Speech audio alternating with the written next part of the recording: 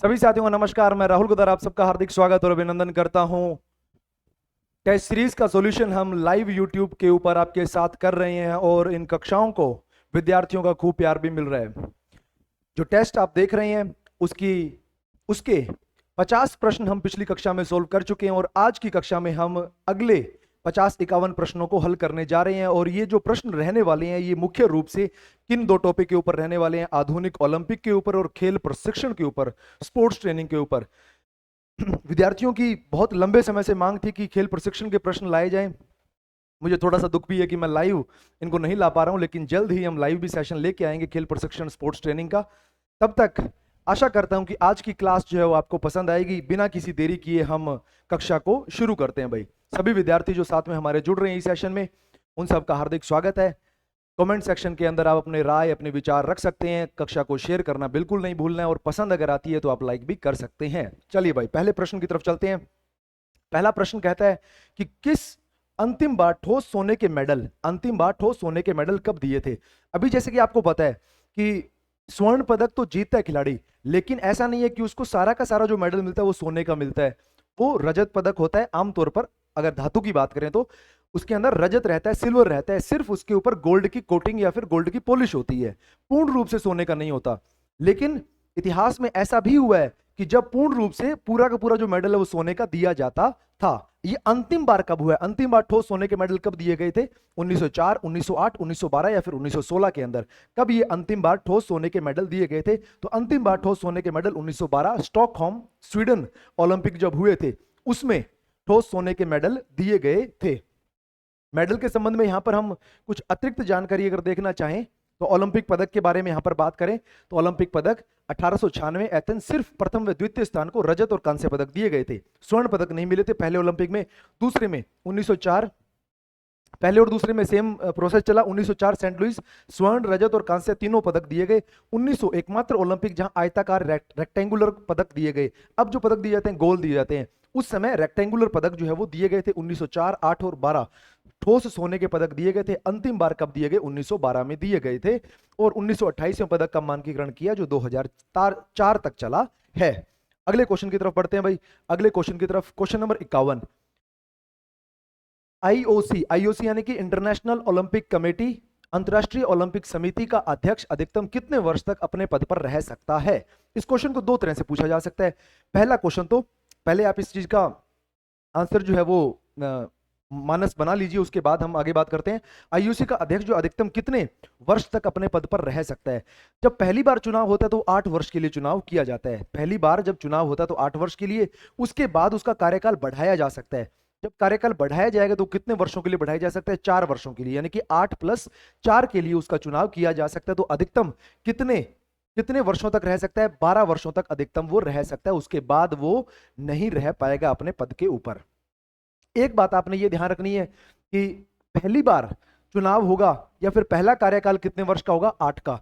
दूसरा कार्यकाल 4 वर्ष का। ये दोनों अलग अलग भी ध्यान रखने हैं और दोनों को इकट्ठा जोड़कर भी आपने ध्यान रखना है। आईओसी के बारे में बात करते हैं। अभी हाल फिलहाल जो संगठन की बात करें तो एक अध्यक्ष होगा जिसका कार्यकाल 8 वर्ष + 4 वर्ष होगा। अगर पुनः नियुक्त किया जाए तो 4 उपाध्यक्ष होंगे, 10 कार्यपालिका सदस्य और 1 महासचिव होगा। भारत से मानद सदस्य कौन है? अभी राजा रणधीर सिंह है। राजा रणधीर सिंह, भूपेंद्र सिंह और यादविंदर सिंह उन्हीं के परिवार से आते हैं। नवीन आईओसी अध्यक्ष, अभी इसी वर्ष नवीन आईओसी अध्यक्ष का चुनाव हुआ है। ओलंपिक समिति को नए अध्यक्ष मिले हैं। 23 जून 2025 ओलंपिक दिवस को अंतर्राष्ट्रीय ओलंपिक समिति को अपना नया व 10वां अध्यक्ष मिला। यह ध्यान रखना कि कौन से अध्यक्ष है, कौन से क्रम के अध्यक्ष हैं? 10। अभी क्योंकि 2025 चल रहा है, 2025 से 12 साल कहां होंगे? 2037 में होंगे। तो भारत सपने देख रहा है कि 2036 का ओलंपिक भारत को मिल जाए। 2036 के ओलंपिक के लिए भारत कयास लगा रहा है और भारत प्रयास कर रहा है कि ये ओलंपिक हमें मिल जाए। तो अगर भारत में ओलंपिक होता है तो अध्यक्ष उस समय कौन रहेगा? नवीन अध्यक्ष जो है वो रहेंगे। तो अगले जितने भी एग्जाम होंगे उन सब एग्जाम के अंदर इनकी जो है वो महत्वपूर्ण भूमिका रहने वाली है। फिर इनके संबंध में प्रश्न पूछे जा सकते हैं। नाम इनका क्या है? Christie Coventry. नाम क्या है? क्रिस्टी कोवेंट्री को 20 मार्च 2025 को आईओसी की नई अध्यक्ष चुना गया। अध्यक्ष पहले चुन लिया गया लेकिन उन्होंने कार्यभार कम संभाला, ओलंपिक दिवस पर संभाला। क्रिस्टी कोवेंट्री भाई इस पद पर संभालने वाली पहली महिला और पहली अफ्रीकी महिला है। पहली महिला है। अफ्रीकी महिला इसलिए बोला जा रहा है, अफ्रीकी यानी कि जैसे हम एशियन है, अफ्रीकन है, यूरोपियन है। तो वैसे अफ्रीका जितने भी देश आते हैं, जितने भी अफ्रीका में देश आते हैं, उन सब में पहली ये महिला है। क्रिस्टी कवेंट्री ने 2000 सिडनी ओलंपिक से 2016 रियो ओलंपिक तक 5 बार खेलों में खिलाड़ी के तौर पर भी भाग लिया। ये भी ध्यान रखना है कि 2000 सिडनी ओलंपिक में इनका खिलाड़ी के रूप में सफर शुरू हुआ और 2016 तक रियो ओलंपिक तक इन्होंने खिलाड़ी के रूप में भाग लिया। 41 वर्षीय जिम्बाब्वे की तैराक, देश कौन सा है? जिम्बाब्वे की तैराक 2 बार की ओलंपिक स्वर्ण पदक विजेता है। उन्होंने वर्ष 2004 एथेंस और 2008 बीजिंग में 200 मीटर बैकस्ट्रोक में स्वर्ण पदक जीते हैं। ये जानकारी भी आपको ध्यान रखनी है। जो पूर्व ओलंपिक अध्यक्ष थॉमस बाक का स्थान लेगी। बाक अब आजीवन आईओसी के मानद सदस्य का पद संभालेंगे। इनका कार्यकाल कितना रहेगा? 8 वर्ष का रहेगा। 8 वर्ष के बाद जब दोबारा चुनाव होगा, दोबारा चुना जाएगा, दोबारा नियुक्त किया जाएगा, तो 4 वर्ष के लिए नियुक्त किया जाएगा। कंप्लीट जानकारी आपको मिल चुकी है। 9वें अध्यक्ष का भी नाम ध्यान रखना है, थॉमस बाक। वो अब कौन से पद पर रहेंगे? मानद अध्यक्ष के पद पर वो रहेंगे। ऑनररी मेंबर के रूप में अब वो काम अपना करेंगे, आजीवन कार्य करेंगे। ये भी आपने ध्यान रखना है भाई, ये भी आपने ध्यान रखना है। अगले क्वेश्चन की तरफ बढ़ते हैं। Question number 52। भारत से आईओसी के सदस्य नहीं रहे। भारत से आईओसी के सदस्य कौन इनमें से नहीं रहे हैं? Sir Dorabji Tata, GD Sondhi, major Dhyanchand या फिर नीता अंबानी। नीता अंबानी अभी सदस्य हैं, 70 वर्ष तक वो अपने पद को संभाल कर रखेंगी। और मेजर ध्यानचंद ने पद के रूप में सदस्य के रूप में कार्य जो है वो नहीं किया है। सदस्य के रूप में कार्य इन्होंने नहीं किया है। ये बात आपको यहां पर ध्यान रखनी है भाई। अगले क्वेश्चन की तरफ बढ़ते हैं। Question number 53। एशिया में ओलंपिक अभियान की शासी निकाय है। एशिया में ओलंपिक अभियान की शासी निकाय क्या है? आईओसी, आईओए, ओसीए या फिर ओएसी। कौन सी यहां पर गवर्निंग बॉडी जो है? यह इंटरनेशनल ओलंपिक कमेटी, तो ये हो नहीं सकती। इंडियन ओलंपिक एसोसिएशन, ये भी नहीं हो सकती। OCA, Olympic council of Asia या फिर Olympic association of Asia, Olympic. तो सही उत्तर क्या हो जाएगा? सी नंबर ऑप्शन हमारा ठीक हो जाएगा। 45 देश इसके साथ जुड़े हुए हैं। और अभी अध्यक्ष के पद पर कौन है? राजा रणधीर सिंह है। अभी अध्यक्ष के पद पर कौन है? राजा रणधीर सिंह है। इसलिए ये महत्वपूर्ण है, ध्यान रखना। ओसीए की ओलंपिक अभियान को भारत में कौन संभाल रहा है? Indian Olympic association. विश्व के स्तर के ऊपर कौन संभाल रहा है? IOC, international Olympic committee. और एशिया के अंदर इसका कर्ता धर्ता कौन है? ओलंपिक काउंसिल ऑफ एशिया है। और इसके अभी अध्यक्ष कौन है? राजा रणधीर सिंह है। कब इनका चुनाव हुआ? 2024 में इनका चुनाव हुआ है। आगे बढ़ते हैं क्वेश्चन नंबर 54 की तरफ। आईओसी से संबंधित असत्य कथन है। इंटरनेशनल ओलंपिक कमेटी से संबंधित कौन सी बात यहां पर ठीक नहीं है? स्थापना स्थान पेरिस, स्थापना हुई 1894, मुख्यालय बेसल, प्रथम अध्यक्ष दिमित्रिस बाइक्लस। यहां पर 4 आपके सामने कथन दिए गए हैं। कौन सा कथन असत्य है या फिर कौन सा कथन यहां पर ठीक नहीं है, इसके बारे में यहां पर आपको बताना है। तो स्थापना पेरिस में ठीक है, स्थापना कब हुई ये भी ठीक है, मुख्यालय यहां पर ये बात गलत यहां हो जाती है, ये बात क्या हो जाती है? असत्य कथन हो जाता है। इसके संबंध में अतिरिक्त जानकारी अगर हम देखना चाहें तो अतिरिक्त जानकारी हमें और क्या मिलेगी भाई? यहां पर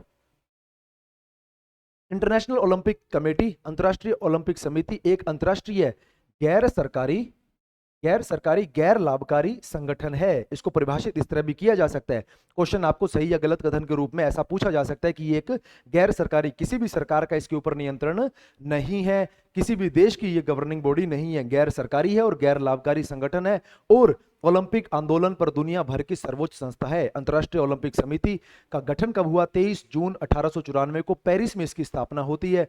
प्रथम अध्यक्ष कौन है? दिमित्रिस बाइक्लस है, जो यूनान के निवासी थे। और 1896 का जो ओलंपिक हुआ, उस ओलंपिक के बाद ये अपना पद जो है वो त्याग देते हैं, पद जो है वो छोड़ देते हैं। प्रथम महासचिव पीरे डी कुबर्टिन बने, जो आधुनिक ओलंपिक के जनक हैं। और उसके बाद ये पद त्यागने के बाद अध्यक्ष अगले कौन बने? कुबर्टिन बने। और ये कब तक बने रहे? 1925 तक ये पद पर बने रहे। मुख्यालय कहां पर है? लुजाने, स्विट्जरलैंड में है। 1915 से विश्व युद्ध जब शुरू हुआ प्रथम, तो उसके अंदर मुख्यालय जो है वो लगभग मुख्यालय बदलकर कहां चले गए? स्विट्जरलैंड के अंदर चले गए। वहां पर जाने का एक कारण यह भी था कि स्विट्जरलैंड जो है वो किसी भी दल में नहीं था, तो सबने अपने आप को सुरक्षित रखने के लिए स्विट्जरलैंड की शरण जो है वो ले ली। आगे बढ़ते हैं भाई, आगे बढ़ते हैं। चलिए यहां पर क्वेश्चन नंबर 55 को देखते हैं। भारतीय हॉकी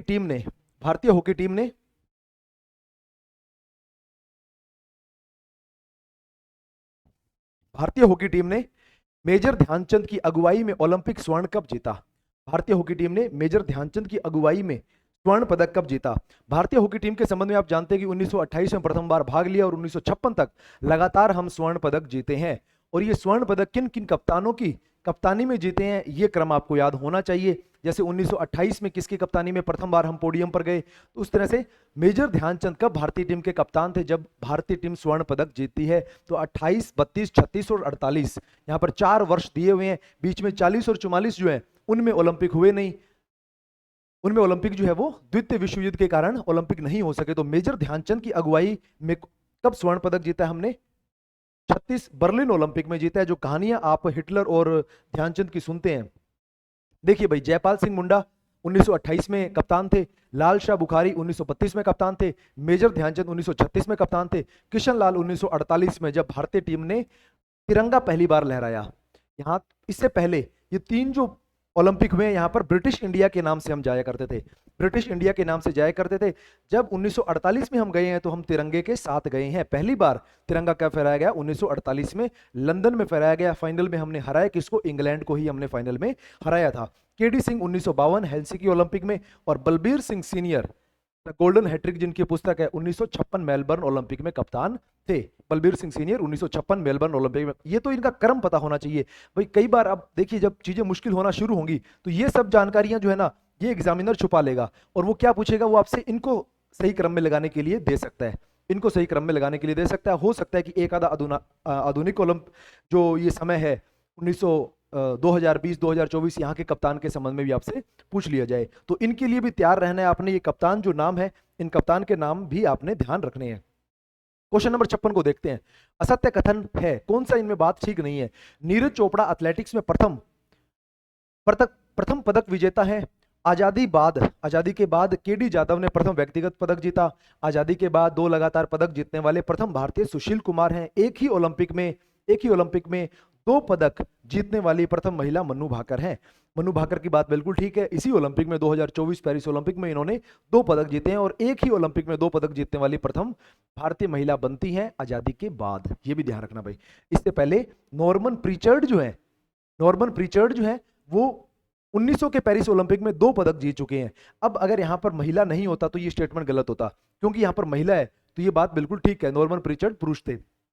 अगर यहां पर लिखा होता, ये महिला को हटाकर यहां पर लिख दीजिए आजादी के बाद, तो भी ये बात बिल्कुल ठीक होती कि मनु भाकर। तो ये आजादी के बाद, आजादी से पहले, ये चीजें यहां पर बड़ी महत्व रखती है, तो इनको आपने ध्यान रखना। आजादी के बाद लगातार 2 पदक जीतने, 2008 और 2012 में सुशील कुमार ने पदक जीते हैं कुश्ती के अंदर। आजादी के बाद केडी जाधव ने प्रथम व्यक्तिगत पदक जीता, ये बात भी बिल्कुल ठीक है। 1952 में हेलसिंकी के अंदर पोके डायनमो के नाम से ये जाने जाते हैं, इन्होंने वहां पर पदक जीता है।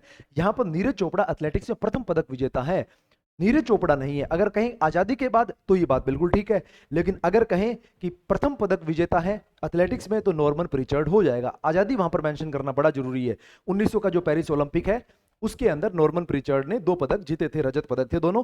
तो यहां पर असत्य कथन नीरज चोपड़ा के संबंध में हो जाएगा। हाँ, हम ये कह सकते हैं नीरज चोपड़ा सर्वश्रेष्ठ या फिर महानतम व्यक्तिगत ओलंपियन है, कि अगर व्यक्तिगत तौर पे किसी ने भाग लिया है तो सर्वश्रेष्ठ खिलाड़ी अगर कोई भारत का है, महानतम खिलाड़ी कोई है तो नीरज चोपड़ा है। क्यों? क्योंकि नीरज चोपड़ा के पास स्वर्ण पदक है, और स्वर्ण पदक व्यक्तिगत इवेंट्स में किसके पास है? अभिनव बिंद्रा के पास है। लेकिन नीरज चोपड़ा के पास एक सिल्वर मेडल भी है, तो सिल्वर मेडल की टक्कर में कोई भी नहीं है। तो महानतम अगर कोई खिलाड़ी है तो वो कौन है? नीरज चोपड़ा है, ओलंपिक स्तर पर भारत के लिए। अगले क्वेश्चन की तरफ बढ़ते हैं। Question number 57। आईओसी की आधिकारिक टाइम कीपर की भूमिका कौन सा समूह निभाता है? आप देखते हैं कि अलग अलग इवेंट्स के लिए टाइम नोट किया जाता है, तो टाइम नोट करने के लिए जो घड़ियां यूज की जाती हैं वो घड़ियां भी किसी एक खास ब्रांड की हैं, किसी एक खास मैन्युफैक्चरिंग ब्रांड की है, किसी खास कंपनी की है। तो वो कौन सा ब्रांड है जो इनको घड़ियां उपलब्ध करवाता है? अरमानी, ओमेगा, टाइटन या फिर एडिडास। ये घड़ियां किसकी होती हैं कि जो ओलंपिक अभियान में, अब ऐसा नहीं है कि ये हर व्यक्ति अलग अलग घड़ियां लेके घूम रहा है, जितनी भी घड़ियां होंगी वो सारी की सारी एक ही ब्रांड की होंगी, और वो ही कंपनी जो है उन घड़ियों का सारा जो कारभार है वो सब उनके ऊपर ही होगा। तो यहाँ पर कौन है? अरमानी, ओमेगा, टाइटन या फिर एडिडास। ये घड़ियां कौन संभालता है भाई? तो यहाँ पर सही उत्तर क्या होगा? ओमेगा जो है सही उत्तर यहाँ पर रहेगा। ओमेगा की घड़ियां ओलंपिक के अंदर उपयोग की जाती है। आप यहाँ पर देख रहे हैं ओमेगा यहाँ पर लिखा हुआ देख रहे हैं। तमाम जो घड़ियां, तमाम जो टाइम कीपिंग का काम है वो किसके द्वारा किया जाए? ओमेगा के द्वारा किया जाए। ओमेगा SABN स्विट्जरलैंड, में स्थित एक लग्जरी घड़ी कंपनी है ओमेगा ने 1932 से ओलंपिक खेलों के आधिकारिक टाइमकीपर के रूप में कार्य किया तथा 1992 से पैरा ओलंपिक खेलों की रिकॉर्डिंग कर रहा है। ये क्वेश्चन पूछा जा चुका है। ये क्वेश्चन पूछा जा चुका है कि कौन सा ब्रांड है या फिर कौन सी कंपनी जो है वो टाइम कीपिंग का काम करती है और कब से वो ओलंपिक अभियान के साथ जुड़ी हुई है या फिर कब से वो ओलंपिक के साथ जुड़ी हुई है। ये दोनों के दोनों तथ्य आपने ध्यान रखने, क्वेश्चन पहले पूछे जा चुके हैं, मैं आपको सूचित कर रहा हूं भाई यहां पर। क्वेश्चन नंबर 58, ओलंपिक खेलों के समापन की घोषणा कौन करता है? ओलंपिक खेलों की समापन की घोषणा कौन करता है? आयोजक शहर का मेयर, आयोजक शहर का प्रथम नागरिक, आयोजक देश का प्रथम नागरिक, आयोजक देश का सबसे बुजुर्ग व्यक्ति, आईओसी का अध्यक्ष। यहां पर 3-4 व्यक्तियों के संबंध में हम बात करेंगे। देखिए, ओलंपिक खेलों की शुरुआत जो की जाती है, उद्घाटन जो किया जाता है, वो देश के प्रथम नागरिक के द्वारा किया जाता है। भारत में अगर ओलंपिक होंगे, भारत में अगर एशियन गेम्स होंगे, भारत में कॉमनवेल्थ होंगे, तो उनका उद्घाटन किसके द्वारा किया जाएगा? राष्ट्रपति के द्वारा किया जाएगा, क्योंकि प्रेसिडेंट ऑफ इंडिया जो है वो देश का प्रथम नागरिक है, देश का प्रथम नागरिक। इसलिए आप देखते हैं कि 1951 में किसके द्वारा? डॉक्टर राजेंद्र प्रसाद के द्वारा उद्घाटन किया गया। अगर इसी तरह से बात करें 1982 की 9वें एशियाड की, तो वहां पर यानी जैल सिंह थे, उनके द्वारा उद्घाटन किया गया। तो इसी तरह से आपने ध्यान रखना है कि उद्घाटन तो हमेशा प्रथम नागरिक करेगा और समापन कौन करेगा? आईओसी का अध्यक्ष करेगा। समापन कौन करेगा? आईओसी का अध्यक्ष समापन करेगा। एक बात यह भी ध्यान रखिए कि वहां पर जो झंडे लगाए जाएंगे, झंडे फहराए जाएंगे, उन झंडों में एक आईओसी का फ्लैग भी होगा, ऑफिशियल फ्लैग भी होगा। उस फ्लैग को समापन के समय उतारा जाएगा, उतार कर वो सौंपा जाता है। किसको सौंपा जाएगा ये भी बताइए आप, कि वो फ्लैग जो है वो किसी व्यक्ति को, किसी खास व्यक्ति को सौंपा जाएगा। किसको सौंपा जाएगा वो फ्लैग, ये बताइए। इंटरनेशनल ओलंपिक कमेटी का जो फ्लैग है, जो समापन पर उतार लिया जाएगा, वो किसको सौंपा जाएगा? जो अगला आयोजक शहर है, कि जहां भी अगले ओलंपिक होने जा रहे हैं। जैसे यहां से हम देखें तो लॉस एंजलिस में ओलंपिक होने जा रहे हैं 28 के, तो 28 के अब जब पेरिस ओलंपिक से समापन हुआ, तो समापन होने के बाद जो फ्लैग है वो फ्लैग लॉस एंजलिस के मेयर को सौंपे जाएंगे। किसको सौंपे जाएंगे? मेयर को सौंपे जाएंगे। ये भी बात ध्यान रखना है, वो उस देश की एसोसिएशन के अध्यक्ष को नहीं जाएंगे, प्रेसिडेंट को नहीं जाएंगे, वो किसको सौंपा जाएगा? मेयर को सौंपा जाएगा। जो अगला आयोजक शहर है उसके मेयर को समापन के ऊपर ओलंपिक ध्वज जो है वो दे दिया जाता है। ये बात भी आपने ध्यान रखनी है। क्वेश्चन नंबर 59 या 59 क्वेश्चन नंबर देखते हैं। ओलंपिक स्वर्ण पदक में कितने ग्राम स्वर्ण होता है? कितने ग्राम स्वर्ण होता है, इसके बारे में चर्चा हम थोड़ी देर पहले करके आए हैं कि 6 ग्राम स्वर्ण की पॉलिश रहती है। नीचे क्या होगा? रजत पदक होगा, लेकिन ऊपर कौन सी पॉलिश रहेगी? स्वर्ण की या सोने की पॉलिश रहेगी, गोल्ड कोटिंग वहां पर रहेगी। क्वेश्चन नंबर 60, ओलंपिक ध्वज प्रथम बार किस ओलंपिक में प्रदर्शित किया गया? ओलंपिक ध्वज के संबंध में बड़ा खूबसूरत, बहुत अच्छा प्रश्न यहां पर बन सकता है कि कब, किसने इसको डिजाइन किया और कब ये पहली बार प्रदर्शित हुआ। देखिए, कुबर्टिन ने ध्वज को डिजाइन किया, ध्वज को बनाया। ध्वज बना कब? 1913 में। प्रदर्शित कब हुआ पब्लिक के लिए? 1914 में। लेकिन 1916 में कोई भी ओलंपिक नहीं थे। जो ओलंपिक होने वाले थे 1916 में, वो विश्व युद्ध के कारण सेलिब्रेट नहीं किए गए। तो ये प्रदर्शित कब हुआ या फिर ये ओलंपिक में यूज कब हुआ? 1920 में। 1920 के जो ओलंपिक हुए एंटवर्प, वहां पर इसको इस्तेमाल किया गया। और मजेदार बात यह कि 1920 ओलंपिक जब हुए, पहली बार झंडा जो लगाया गया, तो कोई एक शायद अमेरिका का व्यक्ति था, कोई खिलाड़ी था, वो ऊपर चढ़ा स्टेडियम के ऊपर और उसने झंडा वहां से चोरी कर लिया। उसने फ्लैग, जो ओरिजिनल पहला फ्लैग था, वो चोरी हो गया था 1920 में। पहले ही ओलंपिक में वो चोरी हो गया और चोरी होने के बाद वो उसके पास पड़ा रहा। उसने लेके आया और उसने उसको समेट कर रख दिया। और बिल्कुल एकदम अंत में कोई एक ऐसा फंक्शन हो रहा था, लगभग 2000 के आसपास की बात है, तो सिडनी ओलंपिक से पहले उसने क्या किया? वो ध्वज जो है वो वापस इंटरनेशनल ओलंपिक कमेटी को सौंपा। लगभग 80 साल तक उसके घर पर वो ध्वज जो है वो पड़ा रहा। बड़ी मजेदार कहानी है, आप इसको पढ़ना इंटरनेट के ऊपर। तो ओलंपिक पदक से, ओलंपिक ध्वज के संबंध में अगर जानकारी लें, तो ओलंपिक ध्वज डिजाइन तैयार किया कुबर्टिन ने 1913 के अंदर, डिजाइन तैयार हुआ। प्रथम बार प्रदर्शित 1914 के अंदर, प्रथम बार ओलंपिक में प्रयोग 1920 में हुआ। सफेद रेशम के कपड़े पर 5 छल्ले जो आपस में जुड़े होते हैं, ये सफेद रेशम का छल्ला होता है, कपड़ा होता है, और इसके ऊपर कोई भी बाउंड्री नहीं होती है। साइड के अंदर यहाँ पर कोई भी बाउंड्री आप नहीं देखेंगे, प्लेन एकदम कपड़ा होगा, रेशम या फिर सिल्क का कपड़ा होगा। इसके ऊपर ये 5 छल्ले इस तरह से बने होंगे। ये 5 छल्ले 5 महाद्वीप को दर्शाते हैं। ये 5 छल्ले 5 महाद्वीप को दर्शाते हैं, लेकिन कौन सा छल्ला किस महाद्वीप को दर्शाता है ऐसा कहीं भी नहीं लिखा गया है। हाँ, हमारे राजस्थान में क्वेश्चन पूछा जा चुका है कि एशिया का रंग कौन सा है, उसका रंग कौन सा है, लेकिन ये सिर्फ मनगढ़ंत बातें हैं। ओलंपिक जो कमेटी है या फिर इनका जो चार्टर है वो उस चीज की पुष्टि नहीं करता है, ये भी बात आपने ध्यान रखनी है। केवल वो एक मिसकंसेप्शन है। तो 5 महाद्वीप को दर्शाते हैं और मैत्री भाव का संदेश देते हैं। 5 छल्ले अंग्रेजी के डब्ल्यू की आकृति में होते हैं। तो किस आकृति में ये रहते हैं? डब्ल्यू की आकृति में ये रहते हैं। इन छल्लों के नीचे ओलंपिक का आदर्श वाक्य लिखा होता है और मिलकर ओलंपिक प्रतीक या फिर ओलंपिक एम्बलम का निर्माण करते हैं, और इनको बिना अनुमति के आप उपयोग में नहीं ले सकते हैं, कॉपीराइट इनका किया हुआ है। आगे बढ़ते हैं, क्वेश्चन नंबर 61। भारतीय महिलाओं ने प्रथम बार किस ओलंपिक में भाग लिया? भारतीय महिलाओं ने प्रथम बार किस ओलंपिक में भाग लिया? यहां पर आप 1920 देख रहे हैं, 1948 देख रहे हैं, 1952 देख रहे हैं, 1980 देख रहे हैं। 1920 के अंदर भारतीय टीम ने भाग लिया। भारत के ध्वज के नीचे भारतीय टीम वहां पर गई। 6 खिलाड़ी लगभग गए होंगे, 6 खिलाड़ी वहां पर गए थे। 1920 के पूर्मा बनर्जी भारत के ध्वज वाहक थे। 1920 में भारतीय टीम गई है।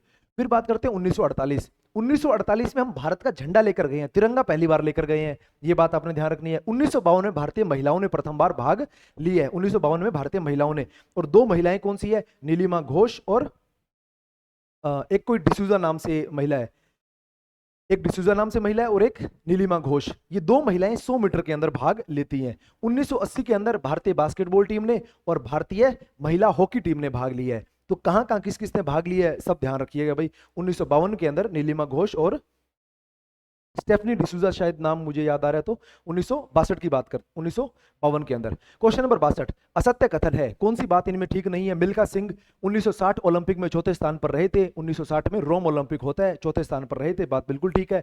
भारतीय फुटबॉल टीम ने 1956 ओलंपिक में चौथे स्थान पर रही। 1956 के मेलबर्न ओलंपिक में भारतीय टीम चौथे स्थान पर रही है और इन्होंने होम टीम ऑस्ट्रेलिया को हराया था। होम टीम ऑस्ट्रेलिया को हराया था, ये बात भी ध्यान रखना। भारतीय पुरुष बास्केटबॉल टीम ने 1980 में ओलंपिक में भाग लिया। अभी हम ये बात करके आए हैं, यंग केजर्स इनको कहा जाता है। 1980 में प्रथम बार इन्होंने भाग लिया है।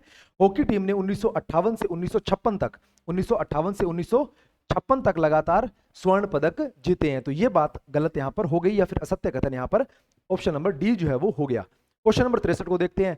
असत्य कथन है, निम्न में से कौन सा कथन सत्य नहीं है? ओलंपिक स्तर पर डोपिंग की जांच 1968 में शुरू हुई। फर्स्ट ग्रेड में ये क्वेश्चन पूछा गया था, बिल्कुल ठीक बात है। 1968 के अंदर ओलंपिक में डोपिंग की जांच शुरू हुई थी। डोपिंग शब्द का जिक्र ओलंपिक शपथ में 2000 से शुरू हुआ। ओलंपिक में जब शपथ लेते हैं तो वहां पर ओलंपिक डोपिंग का जिक्र कि हम डोपिंग नहीं करेंगे या फिर ऐसे किसी भी माध्यम का हम उपयोग नहीं करेंगे कि जो दूसरे खिलाड़ियों के साथ चीटिंग है। तो ये बात कब शुरू हुई? 2000 में शुरू हुई। प्रथम बार शपथ 1920 में ली गई। ये बात भी बिल्कुल ठीक है कि प्रथम बार शपथ जो है 1920 में ली गई। और शपथ के पीछे कारण क्या था कि कुबर्टीन जो है वो बीमार रहने लगे थे, तो उन्होंने अपना संदेश भेजा था कि मैं नहीं आ पाऊंगा अस्वस्थ होने की वजह से, तो आप जाइए और वहां पर मेरा संदेश दीजिए, मेरा ये संदेश है। उन्होंने संदेश पढ़कर बोला कि हम इस तरह से यहाँ पर भाग लेंगे और ये इसका मैत्री भाव बढ़ाना या फिर शांति बढ़ाना, ये सारे के सारे उन्होंने बात बोली। तो वो एक कह सकते हैं कि कुबर्टीन ने अपनी तरफ से लिखकर एक संदेश दिया था, वो पढ़ा गया और फिर वो शपथ के रूप में वहां पर चीज जो है वो शुरू हो गई। निर्णायकों हेतु शपथ 2012 में प्रारंभ की गई। निर्णायकों के हेतु, निर्णायकों के लिए 1972 में शुरू हुई है। 1972 में शुरू हुई है। 2012 में किसके लिए शुरू हुई है? जो अधिकारीगण है, सॉरी अधिकारी नहीं, जो टीम के साथ, मैनेजमेंट टीम के साथ जो लोग आए हैं, कोचेज आए हैं, उनके लिए कब शुरू हुई है? 2012 के अंदर शुरू हुई है। ओलंपिक शपथ, ओलंपिक शपथ उद्घाटन समारोह के प्रोटोकॉल तत्वों में से एक है। इसे सभी एथलीट की ओर से मेजबान देश के एक एथलीट द्वारा लिया जाता है। यह शपथ प्राचीन काल में ओलंपिक एथलीटों द्वारा ली जाने वाली शपथ के समान है। एकमात्र अंतर यह है कि आज के एथलीट ओलंपिक ध्वज के साथ शपथ लेते हैं, न कि बलि चढ़ाए गए जानवर के साथ। और ये जानवर कौन सा है? ये जानवर कौन सा है भाई? सूअर है। प्राचीन ओलंपिक में जब ओपनिंग सेरेमनी होती थी तो ओपनिंग सेरेमनी के समय कौन से जानवर की बलि दी जाती थी? सूअर की बलि दी जाती थी। ओलंपिक खेलों के मध्य किसकी बलि दी जाती थी? 100 बैल की बलि दी जाती थी। 100 बैलों की बलि मध्य में तीसरे दिन दी जाती थी। दोनों ही आपने ध्यान रखने की, शुरुआत में जब ओपनिंग सेरेमनी होती थी तो सूअर के साथ, अभी हम शपथ लेते हैं किसके साथ? ओलंपिक ध्वज के साथ हम शपथ लेते हैं। 1920 एंटवर्प से शुरू हुआ ये सिलसिला, और शपथ लेने वाला प्रथम खिलाड़ी कौन है? विक्टर बोइंग है, बेल्जियम का ही खिलाड़ी है। 1972 में रेफरी के लिए शपथ शुरू हुआ, 2012 में कोच के लिए, और 2000 में डोपिंग का जिक्र शुरू हुआ। ये सभी बातें वेरी वेरी इंपॉर्टेंट है, बहुत ज्यादा इंपॉर्टेंट है। अगर आप क्वेश्चन गिनने के लिए जाएंगे तो खूब बार यहां से क्वेश्चन जो है वो ऑलरेडी एग्जाम से पूछे जा चुके हैं। अगले प्रश्न की तरफ बढ़ते हैं। अगला प्रश्न, क्वेश्चन नंबर 64, ओलंपिक अभियान का सर्वोच्च पुरस्कार है। ओलंपिक अभियान का सर्वोच्च पुरस्कार है, ये प्रश्न कब पूछा गया था? ये प्रश्न लैंग्वेज थोड़ी सी मुश्किल थी कि ओलंपिक अभियान में ओलंपिक की जो एजुकेशन कह लो, स्पोर्ट्स कह लो, मैत्री भाव कह लो, पीस कह लो, इनको बढ़ावा देने के लिए जो ओलंपिक की वैल्यूज हैं उनको बढ़ावा देने के लिए जो बहुत अच्छा काम करता है उसको किस अवार्ड से या फिर सर्वोच्च अवार्ड से नवाजा जाता है, वो कौन सा अवार्ड है? ये क्वेश्चन पूछा गया था नेट में 2019 जून जुलाई में जो नेट हुआ था उसमें ये क्वेश्चन, पहला ही क्वेश्चन ये था। तो ये कौन सा अवार्ड है? ओलंपिक स्वर्ण पदक है, ओलंपिक ऑर्डर है, ओलंपिक लॉरेल है, फिर ओलंपिक हीरो है? कौन से अवार्ड से नवाजा जाता है, या फिर ओलंपिक अभियान का सर्वोच्च पुरस्कार कौन सा है? ओलंपिक अभियान का सर्वोच्च पुरस्कार ये कौन सा है? तो ये है ओलंपिक ऑर्डर। प्रथम भारतीय जिसको ओलंपिक ऑर्डर से नवाजा गया, इंदिरा गांधी। इंदिरा गांधी को 1984 के आसपास, शायद 1982 के एशियन गेम्स करवाने की वजह से उनको ओलंपिक ऑर्डर से नवाजा गया था। ध्यान रखना है आपने, ओलंपिक ऑर्डर। ओलंपिक ऑर्डर भी कई श्रेणी में दिया जाता है कि गोल्ड भी होता है, इसमें सिल्वर भी होता है और ब्रॉन्ज भी होता है, कई श्रेणियों में। अभी बिल्कुल एकदम लेटेस्ट किसको मिला है? अभिनव बिंद्रा को मिला है। अभिनव बिंद्रा को इस अवार्ड से सम्मानित किया गया था। किस अभियान में हाई एल्टीट्यूड के कारण नवीन जंपिंग रिकॉर्ड स्थापित हुए? कौन से ओलंपिक में, कौन से ओलंपिक मूवमेंट में, या फिर कौन से ओलंपिक अभियान में हाई एल्टीट्यूड, ऊंचाई पर होने की वजह से नवीन जंपिंग रिकॉर्ड, चाहे लॉन्ग जंप है चाहे हाई जंप है, कहां पर ये स्थापित हुए हैं? 1960, 1968, 1972, 1988। 1960 में कहां हुए हैं? रोम। 1968 मैक्सिको। 1972 म्यूनिक। 1988 सियोल।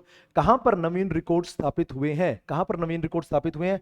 बहुत बढ़िया, बताइए भाई फटाफट। 1968 मैक्सिको के अंदर नवीन रिकॉर्ड स्थापित हुए हैं। और खास तौर पर जिस रिकॉर्ड ने सबसे ज्यादा अचंभित किया वो कौन सा था? लॉन्ग जंप का रिकॉर्ड था, जहां पर रिकॉर्ड जो है वो काफी आगे चला गया। या फिर ऐसा कह सकते हैं कि जो आमतौर पर रिकॉर्ड जब टूटते हैं ना, फ्रिक्शन ऑफ इंच भर टूटते हैं, लेकिन यहां पर गैप बहुत ज्यादा बड़ा था, इसलिए इसने सबको अचंभित किया। क्वेश्चन नंबर 66 देखते हैं। पैरालंपिक खेलों में, पैरालंपिक खेलों में पैरा शब्द से क्या अर्थ है? पैरा शब्द से क्या अर्थ है पैरालंपिक खेलों में? दिव्यांग, यानी कि ओलंपिक तो सेम है, ओलंपिक के साथ एक शब्द जोड़ा गया पैरा। पैरा का अर्थ क्या है? दिव्यांग के साथ अनोखे या फिर अलग। पैरालंपिक में पैरा शब्द से क्या अर्थ है, क्या तात्पर्य है? तो सही ऑप्शन है के साथ, यानी कि मेन हमारे जो ओलंपिक हो रहे हैं उनके साथ चलने वाले ओलंपिक, पैरा ओलंपिक, यानी कि मेन ओलंपिक के साथ ये ओलंपिक भी चलेंगे, पैरा ओलंपिक। पहले पैरा ओलंपिक कब हुए? 1960 में। ओलंपिक ध्वज में कितने रंग पाए जाते हैं? कमेंट सेक्शन में लिखिए भाई, इसका मैं इंतजार कर रहा हूं कि आप कितना सही बोलते हैं, और क्वेश्चन का नंबर भी लिखना, कितने नंबर क्वेश्चन की यहां पर बात हो रही है। क्वेश्चन नंबर 67, ओलंपिक ध्वज में कितने रंग पाए जाते हैं? ओलंपिक ध्वज में देखिए 5 तो क्या है? रिंग्स हैं। ओलंपिक ध्वज में 5 तो है रिंग्स, जो अलग अलग रंग की हैं, और छठा रंग है सफेद जो ओलंपिक ध्वज का है। तो कितने रंग पाए जाएंगे? 6 रंग पाए जाएंगे। ओलंपिक ध्वज में कितने रंग पाए जाएंगे? 6 रंग पाए जाएंगे। 5 तो रिंग्स के, छल्लों के रंग है, और अगला रंग किसका है? ध्वज का रंग है सफेद सिल्क, तो 6 रंग वहां पर पाए जाएंगे। क्वेश्चन नंबर 68, ओलंपिक रिंग्स किसके प्रतीक हैं? खिलाड़ियों के, महाद्वीप के खेलों के, या फिर ग्रीक सभ्यता के? अभी हम बात ये करके आए हैं कि ओलंपिक रिंग्स जो है वो महाद्वीप को दर्शाते हैं। किसको दर्शाते हैं? महाद्वीप को दर्शाते हैं, कॉन्टिनेंट्स को दर्शाते हैं। क्वेश्चन नंबर 69, असत्य कथन को चुने। असत्य कथन का यहां पर चुनाव करना है। आईओसी की नई अध्यक्ष क्रिस्टी कोवेंट्री को चुना गया, बिल्कुल ठीक बात है, 10वीं अध्यक्ष है ये। आईओसी की पहली महिला प्रेसिडेंट के रूप में पद ग्रहण करेंगी, बिल्कुल ठीक बात है। इनका संबंध साउथ अफ्रीका से है, आईओसी की 10वीं अध्यक्ष है। तो ये साउथ अफ्रीका ना होकर क्या है? ये जिम्बाब्वे है। ये क्या होगा? जिम्बाब्वे। हाँ, अफ्रीकी कॉन्टिनेंट से पहली महिला है, अफ्रीकी कॉन्टिनेंट से ये प्रथम महिला है। ध्यान रखना है आपने 69, आगामी जो आपके एग्जाम रहने वाले हैं उसके लिए बड़ा इंपॉर्टेंट ये क्वेश्चन रहने वाला है। क्वेश्चन नंबर 70, ओलंपियाड के किस वर्ष में ग्रीष्मकालीन व शीतकालीन ओलंपिक का आयोजन किया जाता है? ओलंपियाड के किस वर्ष में, ओलंपियाड के किस वर्ष में ग्रीष्मकालीन और शीतकालीन ओलंपिक का आयोजन किया जाता है? चौथे व दूसरे, पहले और चौथे, दूसरे और चौथे, पहले और तीसरे।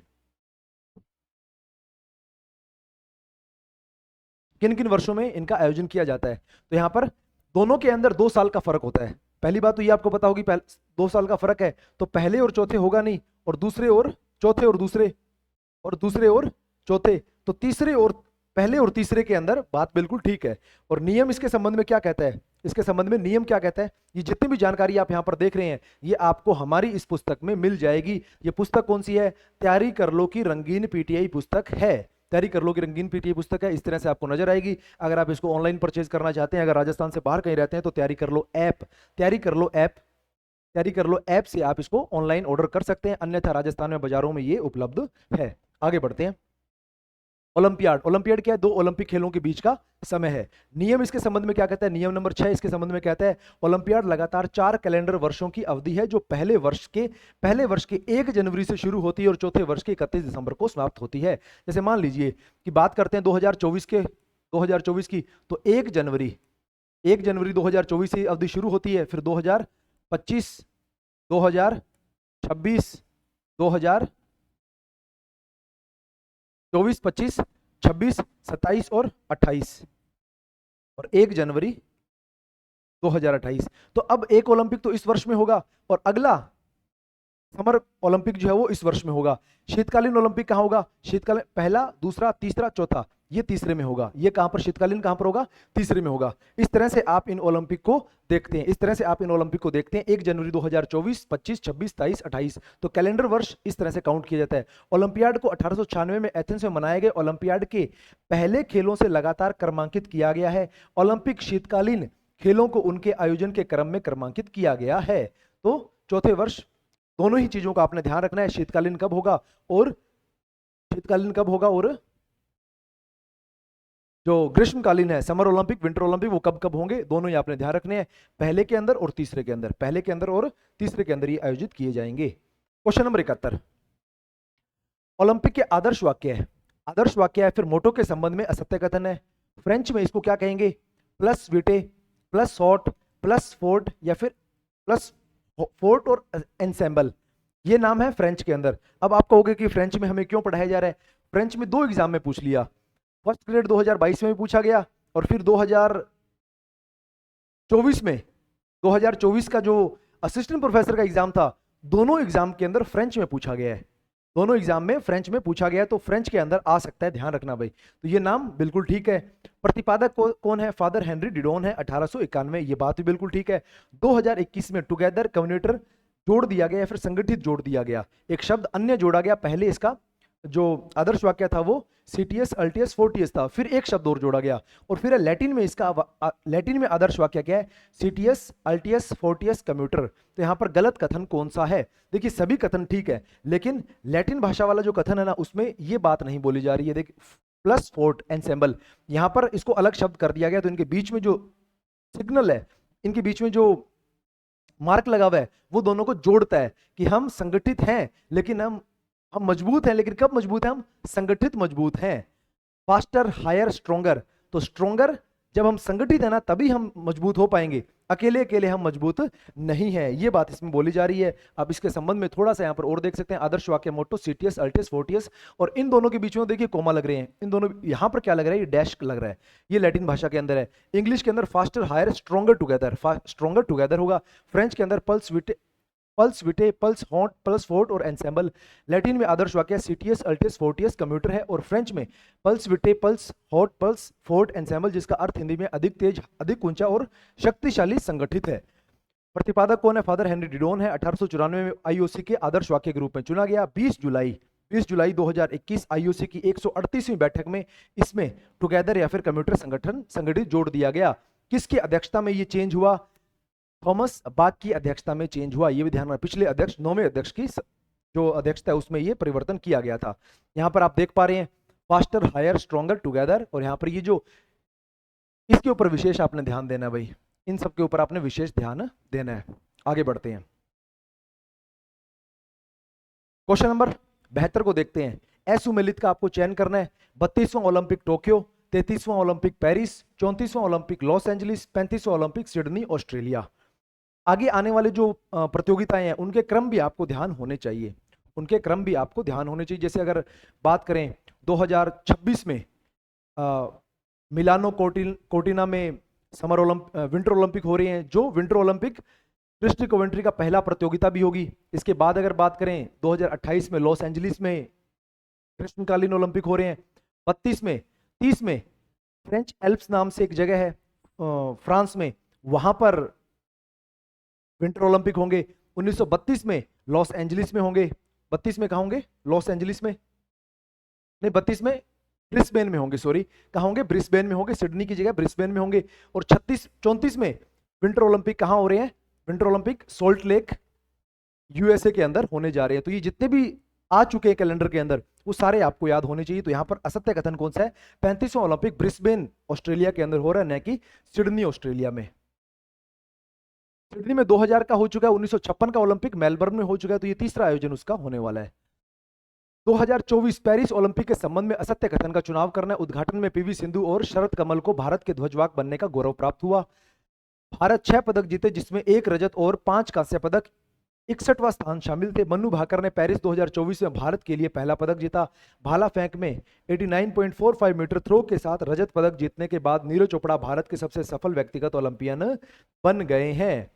सबसे व्यक्तिगत सफल ओलंपियन जो है वो बन गए हैं। तो यहां पर कौन सी बात जो है वो ठीक नहीं है भाई? कौन सी बात यहां पर ठीक नहीं है? बताइए भी फटाफट। यहां पर ये जो बात है, ये बात जो यहाँ पर ठीक नहीं है। ऑप्शन नंबर बी जो यहाँ पर ठीक नहीं है। इसके संबंध में अगर हम और जानकारी प्राप्त करें तो पेरिस 2024 ओलंपिक के लिए 117 भारतीय एथलीट जाते हैं। 16 खेलों में हम पार्टिसिपेट करते हैं और 69 पदकों के ऊपर हम क्या करते हैं? स्पर्धा करते हैं। एथलेटिक्स ने 29 सदस्य टीम के साथ सबसे बड़ा प्रतिनिधित्व भेजा। इसके अलावा भारत ने पेरिस 2024 ओलंपिक में दो ध्वजवाहक या फ्लैग बीयर की परंपरा को जारी रखा, जो टोक्यो 2020 में स्थापित की गई थी। अगर हम केवल बात करें ओपनिंग सेरेमनी की तो शरद कमल और पीवी सिंधु है, और अगर क्लोजिंग की बात करें तो पीआर श्रीजेश और साथ में मन्नू भाकर, इन दोनों को क्या रखा गया? क्लोजिंग के लिए रखा गया। 2024 पेरिस ओलंपिक में 6 पदक जीते, जिसमें 1 रजत और 5 कांस्य शामिल हैं, और 71वां स्थान हमें प्राप्त हुआ है। हमें स्थान कौन सा प्राप्त हुआ है? 71वां स्थान प्राप्त हुआ है। और जिसको मिलाकर भारत 25 ओलंपिक अभियान, अभी तक कितने ओलंपिक अभियान में भाग ले चुका है? 25 में।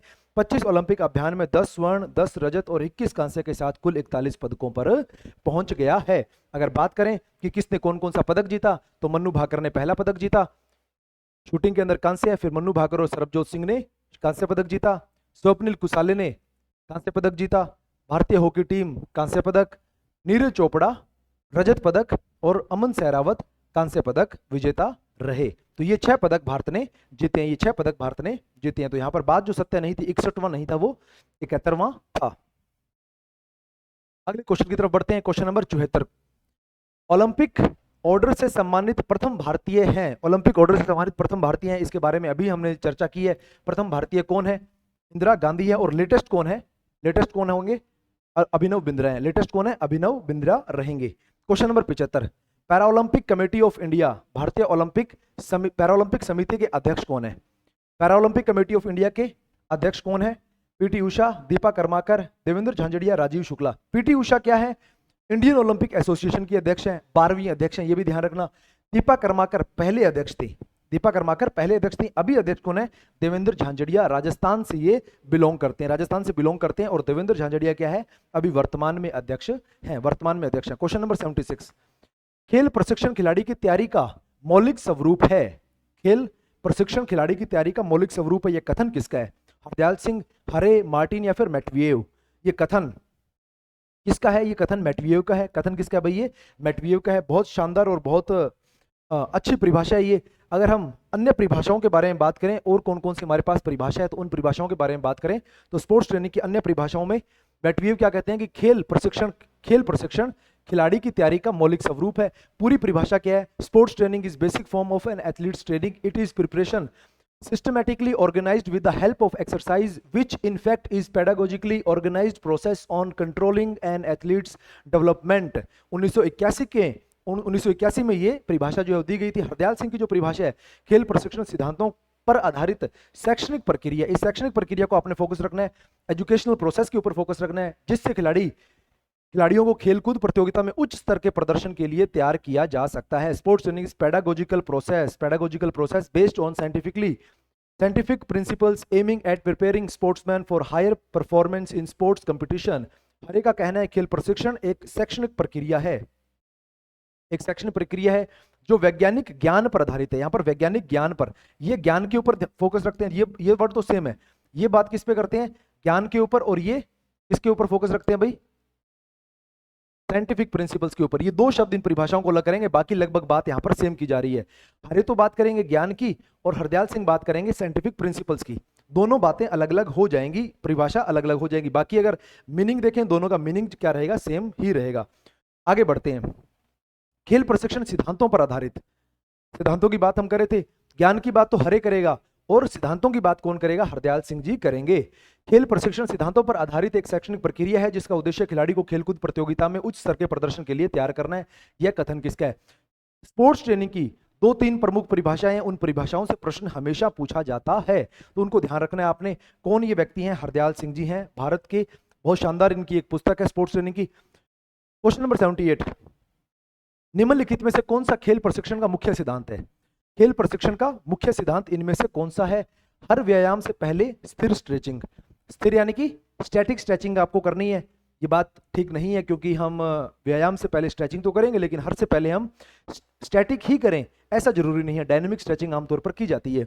निरंतर प्रशिक्षण तीव्रता बनाए रखना, प्रशिक्षण तीव्रता इंटेंसिटी हमेशा बनाए रखना, ये बात भी बिल्कुल ठीक नहीं है। कभी इंटेंसिटी को बढ़ाया जाएगा, कभी कम भी किया जाएगा, कभी लोड को बढ़ाया जाएगा, कभी वॉल्यूम को बढ़ाया जाएगा, कभी वॉल्यूम को कम किया जाएगा, तो ये सब मिक्सिंग में चलेगा। ऐसा नहीं है कि हमेशा हम ऊपर की तरफ ही चलते जा रहे हैं।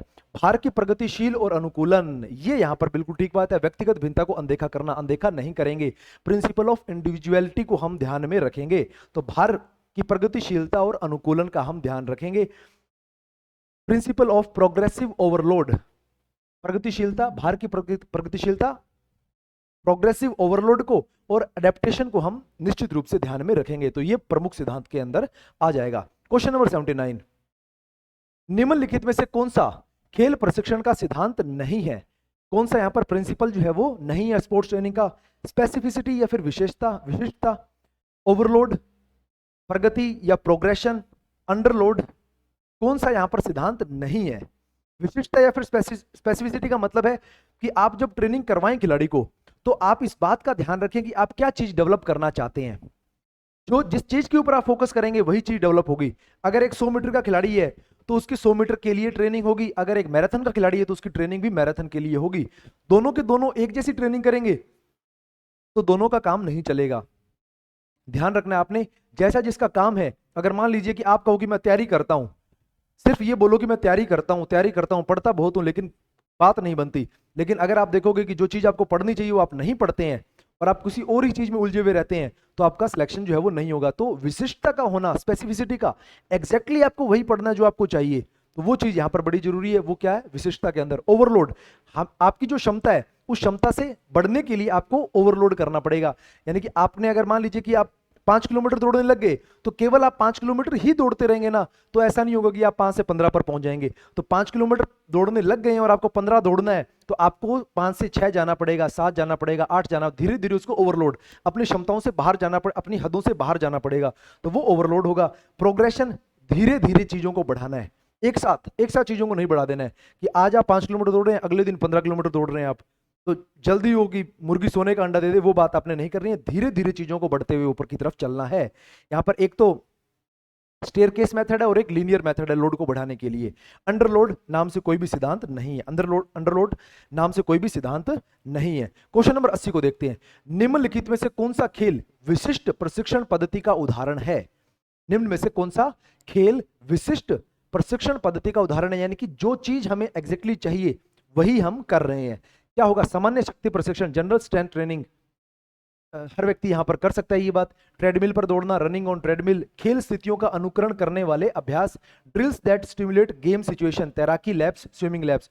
तो यहां पर कौन सी बात सही होगी कि जैसे हम फुटबॉल खेल रहे हैं फुटबॉल में हम चाहते हैं कि हम कॉर्नर के लिए, सेट पीस के लिए, हम कॉर्नर के लिए अपनी रणनीति तैयार करें, तो हमें कॉर्नर का ही अभ्यास करना होगा।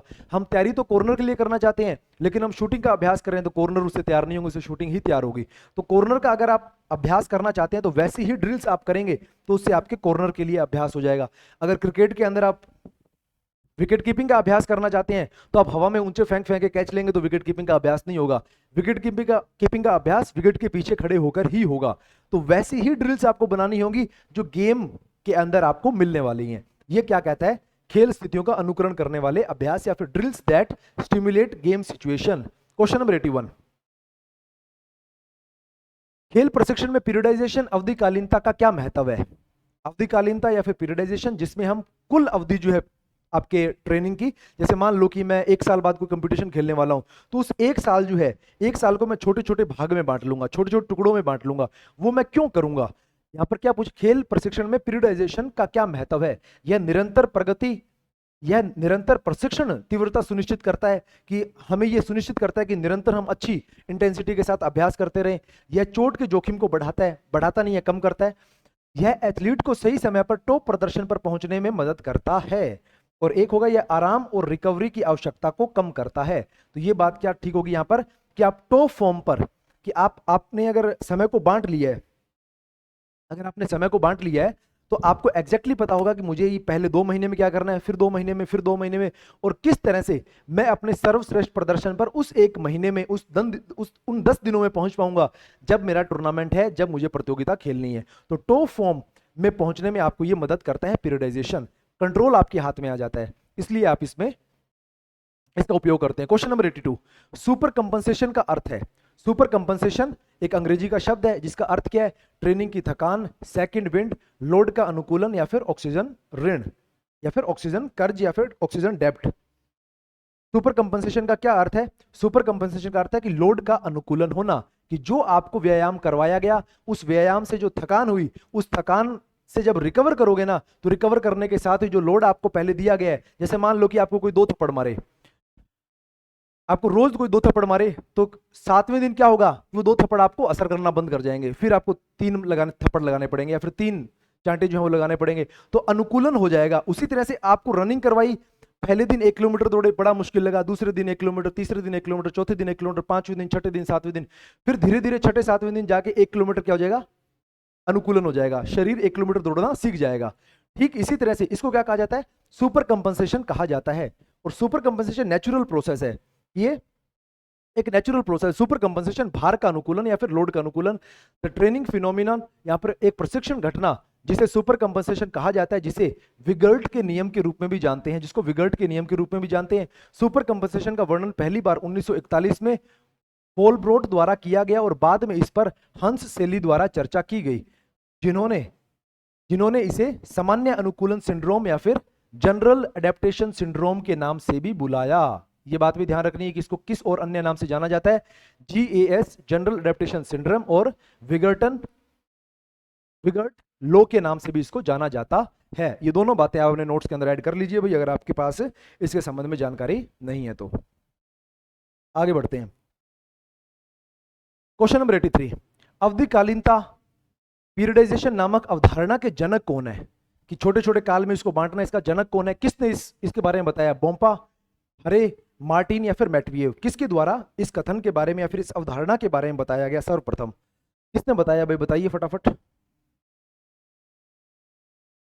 इस अवधारणा के बारे में किसने बताया? मैटविएव ने बताया। कब बताया? 1950, 1950s में बताया। 1950s में मैटविएव के द्वारा इस कथन के बारे में, इस अवधारणा के बारे में बताया गया। क्वेश्चन नंबर 84, बर्गर व मीनो के अनुसार कुल प्रशिक्षण अवधि का 2/3 या फिर 3/4 भाग कौन सा होता है? यानी कि प्रशिक्षण का सबसे बड़ा भाग कौन सा? 3 हमारे पास भाग है, एक प्रतियोगिता काल है, एक तैयारी काल है, और एक ट्रांजिशनल फेज है। पूर्व काल तो कोई है ही नहीं, पूर्व काल आगे और हिस्से होते हैं, लेकिन प्रतियोगिता काल, तैयारी काल और ट्रांजिशनल काल, कौन सा काल जो है सबसे बड़ा काल है? 2/3 भाग या फिर 3/4 भाग। ऐसा मान लीजिए कि 75% हिस्सा या फिर 66% हिस्सा। 65 से 75% हिस्सा कहां पर रहता है हमारा?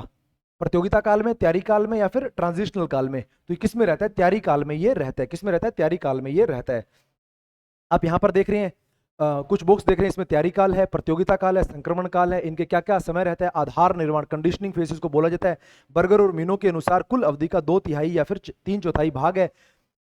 इसका काम क्या होगा, सर्वोच्च प्रदर्शन पर पहुंचना, मानसिक प्रशिक्षण दिया जाएगा, शिखर प्रदर्शन टॉप स्तर पर जाना और फिर उसको लंबे समय तक कायम रखना। और यहाँ पर 4 से 6 हफ्ते का समय रहेगा। सामान्य व्यायाम और कम तीव्रता के व्यायाम होंगे। यह काल आराम और क्षतिपूर्ति के लिए करवाया जाता है। ट्रांजिशनल फेज की यहाँ पर बात हो रही है। नोट्स के अंदर, हमारी बुक के अंदर ये बॉक्स हूबहू इसी तरह से दिए गए हैं भाई।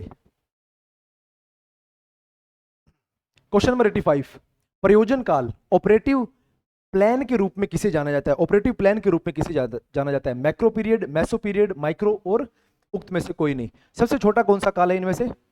माइक्रो, फिर होगा मेसो, फिर होगा मैक्रो। ये 3 काल है। ये 3 से 6 दिन हो जाएगा।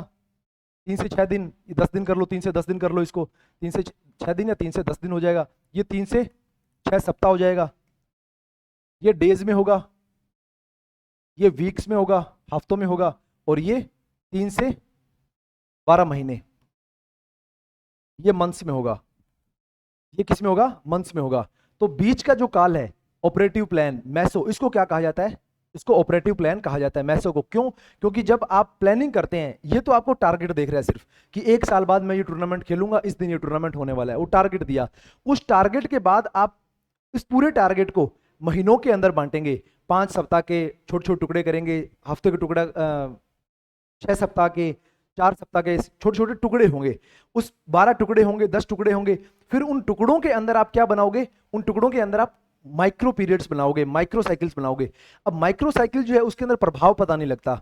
उसके अंदर आप ट्रेनिंग करते हैं, प्रभाव हालांकि आपको कहां पर पता लगता है? मैसो के ऊपर ही पता लगता है। मैसो के ऊपर प्रभाव पता लगेगा, इसीलिए आप उसी मैसो के अनुसार अगले बनाएंगे। इसलिए इसको क्या कहा जाता है? Operative plan. मैक्रो बहुत ज्यादा बड़ा है कि जहां पर आपको असर पता, जहां तक आप परिवर्तन बहुत ज्यादा कर जाएंगे, अगर उसके हिसाब से अगर आप देखेंगे तो बहुत ज्यादा बड़े परिवर्तन हो जाएंगे, कंट्रोल नहीं कर पाएंगे आप। माइक्रो जो है वो बहुत छोटे हैं, वहां पर आप अभ्यास तो करेंगे लेकिन असर नहीं दिखेगा आपको। असर किस में दिखेगा? मैक्रो में, मैसो में दिखेगा। तो मैसो के अंदर असर दिखेगा, उसी के लिए हम क्या करेंगे? मैसो के अनुरूप ही फिर हम प्लानिंग करेंगे। इसलिए इसको ऑपरेटिव प्रयोजन प्लान इसको कहते हैं, फिर ऑपरेटिव प्लान इसको कहा जाता है। क्योंकि इसी के आधार पर हम क्या कर पाते हैं? अपनी प्लानिंग कर पाते हैं। क्योंकि एक तो बहुत छोटा है माइक्रो, बहुत कम समय जिसमें असर दिखाई नहीं देगा, और एक बहुत ज्यादा बड़ा काल है जिसमें अगर असर हो गए तो हम कंट्रोल कैसे करेंगे उनको? अगर उसी के उसको अगर असर देखने के लिए हम चलते रहेंगे तो 1 साल का नुकसान हमें बहुत ज्यादा हो जाएगा। इसलिए उसको 4 सप्ताह के अंदर, 5 सप्ताह के अंदर हम देखते हैं। जैसे 5 सप्ताह है तो 5 सप्ताह या फिर 6 सप्ताह, 42 दिन हो जाएंगे आपके। तो 42 दिन एक ऐसा टाइम होता है कि जहां पर असर आपको नजर आ जाता है। क्वेश्चन नंबर 86, माइक्रो की अवधि क्या है? माइक्रो का जो काल है उसकी अवधि क्या है? 3 से 10 दिन। अभी हम पढ़ के हैं माइक्रो की अवधि क्या है? 3 से 10 दिन है। एक दिन में होगा, एक सप्ताह में होगा, और एक महीनों में होगा। एक किस में होगा? महीनों में होगा। क्वेश्चन नंबर 87, ट्रांजिशनल पीरियड या फिर संक्रमण काल के प्रमुख उद्देश्य हैं। संक्रमण काल का प्रमुख उद्देश्य क्या है? संक्रमण काल क्यों करवाया जाता है? चोट से उबरने के लिए, टॉप प्रदर्शन प्राप्त करने के लिए, रिकवरी करना, या फिर मनोरंजन करना। 4 से 6 सप्ताह का जो समय खिलाड़ी को दिया जाता है कि वो बहुत, अगर साल भर से अगर वो ट्रेनिंग करता हुआ आ रहा है तो उसको कुछ समय जो ऐसा दिया जाता है कि जहां पर वो रिकवर करे, जहां पर जो भी उसने ऊर्जा खपत की है, जो भी कोई छोटी मोटी चोट लगी है, उनसे वो एक बार रिकवर करे, दिमाग को थोड़ा हल्का करे, स्ट्रेस कम करे। ट्रेनिंग जो है वो बहुत कम इंटेंसिटी पे हो जाती है, कम लोड होता है वहां पर, तो हल्की फुल्की ट्रेनिंग होती है। सिर्फ आप अपनी जनरल फिटनेस जो है वो बनाए रखते हैं। तो वो कितने समय का होता है? वो 4 से 6 सप्ताह का ये समय रहता है, और रिकवरी के लिए ये दिया जाता है। हाँ, रिकवरी प्रमुख है, लेकिन आप मनोरंजन करना चाहें तो कर सकते हैं, लेकिन रिकवरी जो है वो प्रमुख है। क्वेश्चन नंबर 88, आधार निर्माण कंडीशनिंग फेज के रूप में उपयोग किया जाता है। आधार निर्माण या फिर कंडीशनिंग फेज, आधार निर्माण नींव के लिए, नींव के रूप में, और सबसे बड़ा पीरियड भी यही है। कौन सा काल हो जाएगा? तैयारी काल है। मीनो और बर्गर के अनुसार लगभग 65 से 75% समय जो है वो इसमें दिया जाएगा तैयारी काल में। क्वेश्चन नंबर 89, मानव शरीर की शारीरिक और मनोवैज्ञानिक मान है जिसकी पूर्ति ट्रेनिंग के माध्यम से की जाती है। मानव शरीर की शारीरिक और मनोवैज्ञानिक मांग है जिसकी पूर्ति ट्रेनिंग के माध्यम से की जाती है। शक्ति, लोड या फिर भार, ओवरलोड, अतिभार, या फिर अवधिकालीनता। क्या सही होगा यहां पर? फिजिकल और साइकोलॉजिकल नीड जिसकी पूर्ति किससे की जाएगी, जिसकी पूर्ति ट्रेनिंग के माध्यम से की जाएगी। क्या बात है भाई, वो लोड है। क्या होगा, लोड होगा। ट्रेनिंग लोड जो है वो क्या है, मानव शरीर की शारीरिक और मनोवैज्ञानिक मांग है जिसकी पूर्ति ट्रेनिंग के माध्यम से की जाती है। क्वेश्चन नंबर 90, प्रशिक्षण भार को प्रभावित करने वाले घटक कौन से, प्रशिक्षण भार को प्रभावित करने वाले घटक कौन कौन से हैं। इंटेंसिटी यानी कि तीव्रता, वॉल्यूम, आयतन, क्वालिटी ऑफ मूवमेंट क्रिया की गुणवत्ता, या फिर क्वालिटी ऑफ इक्विपमेंट उपकरणों की गुणवत्ता। तो ए इंटेंसिटी बिल्कुल ठीक बात है, वॉल्यूम बिल्कुल ठीक बात है, क्वालिटी ऑफ मूवमेंट भी ठीक है, क्वालिटी ऑफ इक्विपमेंट ठीक बात नहीं है। इसकी जगह अगर डेंसिटी आता तो बिल्कुल ठीक होता, फ्रीक्वेंसी आता तो बिल्कुल ठीक होता, तो ये नहीं होगा। इसके अलावा 1, 2 और 3 ये शामिल हो जाएंगे। ऑप्शन नंबर बी यहां पर बिल्कुल ठीक रहेगा, ऑप्शन नंबर बी यहां पर बिल्कुल ठीक रहेगा।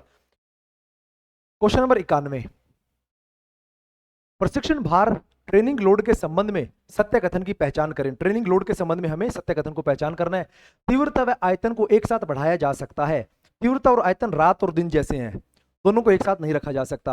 यानी कि अगर रात आएगी तो दिन नहीं आएगा, दिन आएगा तो रात नहीं आएगी, दोनों अलग अलग चलेंगे हमेशा। ये तो तीव्रता और आयतन को एक साथ नहीं बढ़ाया जा सकता, ये बात सत्य नहीं है।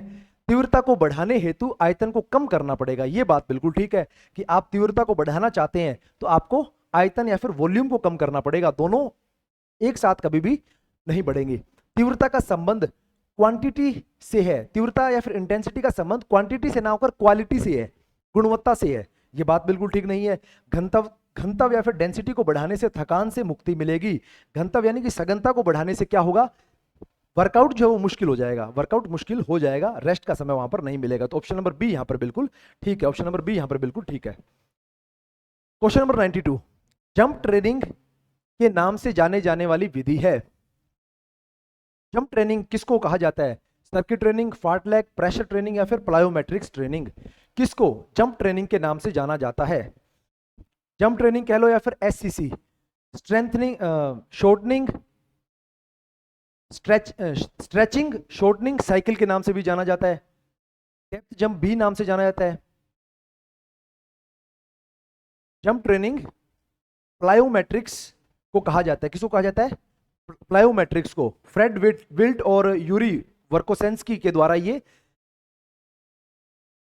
डेवलप किया गया था, रशिया के अंदर खूब प्रचलित था, और इसके अंदर जंप किए जाते हैं इसेंट्रिक और कंसेंट्रिक का एक साथ। आपको जोड़ जो है वो देखने को मिलता है कि मांसपेशियों को पहले खींचा जाता है, फिर एकदम से उसको शॉर्ट किया जाता है, खींचा जाता है एकदम शॉर्ट किया जाता है। तो स्ट्रेचनिंग और शॉर्टनिंग साइकिल इसके अंदर किए जाते हैं, इसको जंप ट्रेनिंग भी कहा जाता है। क्वेश्चन नंबर 93, और ये डेवलप क्या करता है भाई, प्लायोमेट्रिक्स डेवलप क्या करेगा, किसका विकास होगा यहाँ पर विकास होगा एक्सप्लोजिव स्ट्रेंथ का, शक्ति का या फिर पावर का यहाँ पर विकास होगा। क्वेश्चन नंबर 93, भार प्रशिक्षण वेट ट्रेनिंग के प्रतिपादक हैं। भार प्रशिक्षण या फिर वेट ट्रेनिंग के प्रतिपादक हैं फ्रेडरिक यान, फ्रेड विल्ट, वर्देमोर ग्रेशलर, या फिर गोस्टा होल्मर। कौन यहां पर 1812 के अंदर फ्रेड विल्ट, अब 1812 और फ्रेडरिक यान। राजस्थान में एक एग्जाम में ये पूछा गया है, तो फ्रेडरिक यान वहां पर ठीक ऑप्शन माना था, लेकिन आपने ध्यान रखना है ये फ्रेडरिक यान जो है ना, ये नाम गलत हुआ है थोड़ा सा। किसका नाम गलत हुआ है,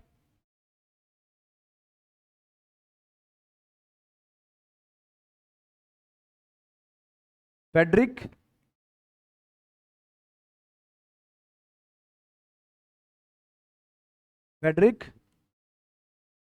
लुडविग जॉन।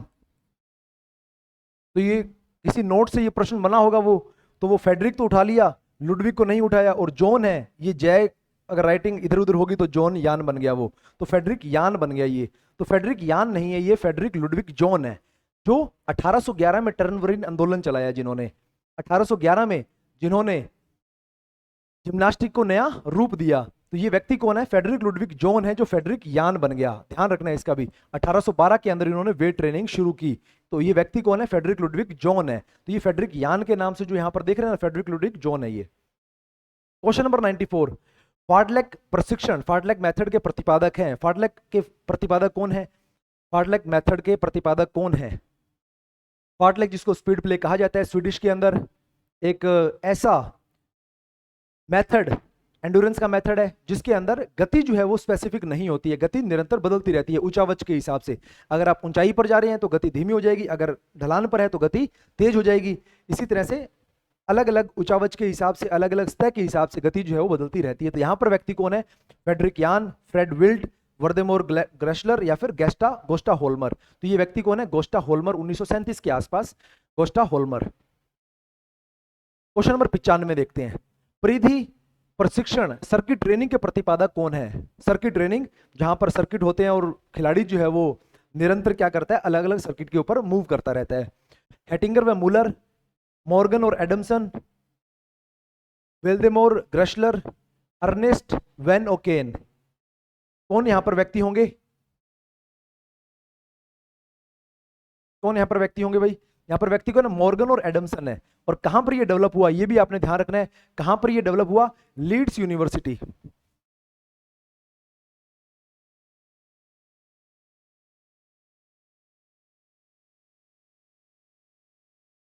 कहां पर? Leeds University, England.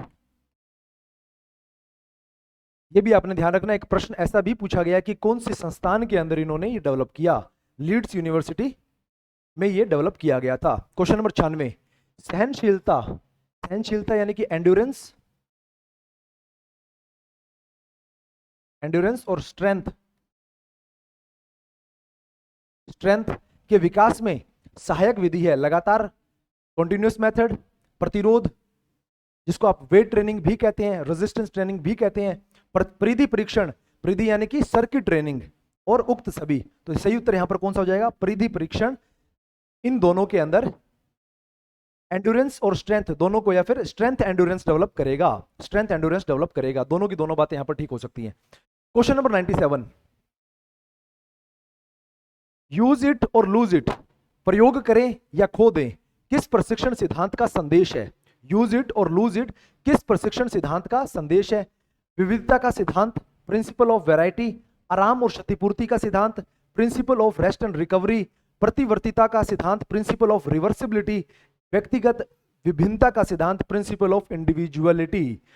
विविधता का सिद्धांत क्या कहता है कि आपकी ट्रेनिंग मेथड्स के अंदर विविधता होनी चाहिए, एक ही जैसी ट्रेनिंग नहीं होनी चाहिए। अगर आप रोज ग्राउंड में आते हैं और आने के बाद आप कहते हैं कि चलो भाई 10 राउंड लगा लो, स्ट्रेचिंग कर लो, फिर ये कर लो, वो कर लो, तो उससे बच्चा बोर हो जाएगा। उसके अंदर विविधता लेके आनी पड़ेगी आपको। वार्म अप के अलग अलग तरीके, शूटिंग सिखानी तो शूटिंग के अलग अलग तरीके, अलग अलग ड्रिल्स आपको लेके आनी पड़ेगी, कूल डाउन के लिए अलग तरीके, मनोरंजनात्मक खेल, लीड अप गेम्स, अलग अलग चीजें आपको लेके आनी पड़ेगी। तभी जो बच्चे हैं वो जो ऊब है या फिर जो बोरियत है उससे बचेंगे। ये तो बात किस में होगी? विविधता के सिद्धांत में होगी। आराम और क्षतिपूर्ति, आराम और क्षतिपूर्ति का मतलब है कि आप जितना काम करवा रहे हैं, या फिर लोड एंड रिकवरी का सिद्धांत कह सकते हैं इसको, जितना आप कार्य करवा रहे हैं व्यक्ति से उसके अनुरूप उसको रिकवरी या फिर आराम करने का समय भी दीजिए। कि बहुत कठिन प्रशिक्षण है तो आप क्या करेंगे? उतना ही ज्यादा उसको समय रिकवरी के लिए देंगे, उतना ही ज्यादा समय उसको रिकवरी के लिए। प्रतिवर्तता का सिद्धांत, प्रिंसिपल ऑफ रिवर्सिबिलिटी, कि आपने मान लीजिए कि 10 पेज याद किए किताब के, हम स्पोर्ट्स को छोड़कर अगर पढ़ाई की बात करें तो आपने 10 पेज याद किए, क्या 10 पेज याद करने के बाद आप कह सकते हो कि अब मैंने याद कर ली, अब मैं इसको अगले साल दोबारा देखूंगा? तो आपने जो याद किया है ना, अगर आप उसको रिपीट नहीं करोगे तो 10 दिन में या 15 दिन में वापस भूल जाओगे उसको। ठीक ऐसा स्पोर्ट्स में भी होता है। आपने 5 किलोमीटर दौड़ना सीख लिया, लेकिन अगर फिर आपने दौड़ना छोड़ दिया, 6 महीने 7 महीने नहीं दौड़े, तो 5 किलोमीटर 3 किलोमीटर पे आ जाएगा। यानी कि आपकी शक्तियां उतनी की उतनी नहीं बनी रहेगी, उसके अंदर नुकसान आपको होगा। तो ये क्या कहलाएगा? प्रिंसिपल ऑफ रिवर्सिबिलिटी कहलाता है। व्यक्तिगत विभिन्नता का सिद्धांत की हर व्यक्ति जो है अलग है। दो खिलाड़ी आपस में अलग रहते हैं। कैसे अलग रहेंगे? क्योंकि उनका डीएनए अलग है, कि उनको जो हेरिडिटी से गुण मिले हैं वो अलग है, उनकी हाइट अलग हो सकती है, वेट अलग हो सकता है, मांसपेशियों का प्रकार अलग हो सकता है, उनके लिगामेंट्स अलग हो सकते हैं, किसी भी उनका एटीट्यूड अलग हो सकता है। दो खिलाड़ी कभी भी एक जैसे नहीं हो सकते। तो आप समान खिलाड़ियों को एक साथ रखिए, समान खिलाड़ियों को एक साथ रखिए, उसके हिसाब से आप उनको ट्रेनिंग करवा सकते हैं। तो खिलाड़ी की जरूरतों का आपने ध्यान रखना है, खिलाड़ी की व्यक्तिगत भिन्नता का आपने ध्यान रखना है। उनको रोबोट नहीं समझना, खिलाड़ी समझना है। स्पीड प्ले के नाम से प्रसिद्ध विधि है, बहुत सिंपल प्रश्न है। स्वीडिश अभिव्यक्ति, स्वीडिश टर्म स्पीड प्ले किसके लिए उपयोग किया जाएगा? फार्टलेग के लिए उपयोग किया जाएगा, फार्टलेग के लिए उपयोग किया जाता है। Question number 99। खिलाड़ी को टेडियम से बचाने का महत्व किस सिद्धांत में प्रकट किया जाता है? अब यहां पर ये शब्द है, इस शब्द के अंदर सारी की सारी महिमा है, सारी की सारी जो बात है वो इस शब्द में छुपी हुई है। टेडियम का क्या शब्द अर्थ है, और ये क्वेश्चन पूछा गया है पहले। टेडियम का क्या मतलब है? बोरियत।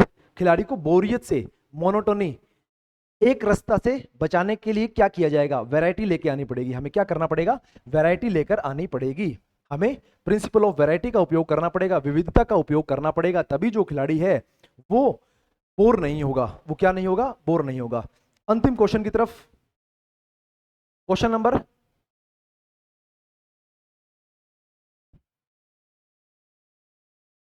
100 मीटर के धावक व एक तो है 100 मीटर का धावक, एक है शॉटपुट के एथलीट का अलग अलग किस्म का प्रशिक्षण किस सिद्धांत के अनुरूप करवाया जाता है?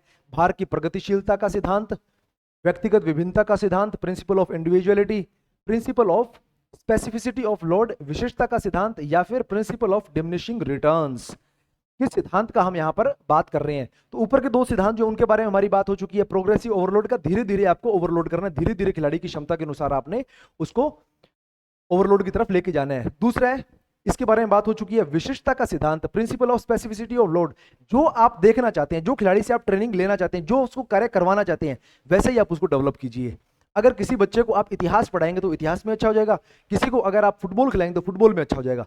जैसा काम उससे करवाएंगे उसी चीज में क्या हो जाएगा? अच्छा हो जाएगा। तो यहां पर सही उत्तर आपका क्या रहेगा? Option number C.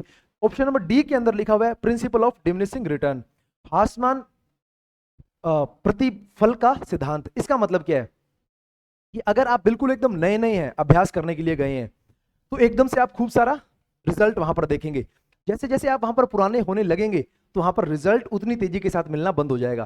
Principal of diminishing returns की शुरुआत में तो आप बहुत सीखेंगे, लेकिन कुछ सीखने के बाद धीरे धीरे लाइन जो है फ्लैट होती चली जाएगी, फिर आप थोड़ा कम सीखेंगे, एक ठहराव आ जाएगा। तो वो ठहराव वाला प्रिंसिपल क्या कहता है? The principal of diminishing return कहता है कि हमेशा उतनी ही पेस के ऊपर नहीं सीख पाएंगे, तो वो कुछ ठहराव जो है वहां पर निश्चित रूप से आ जाएगा। तो ये थे भाई हमारे आज के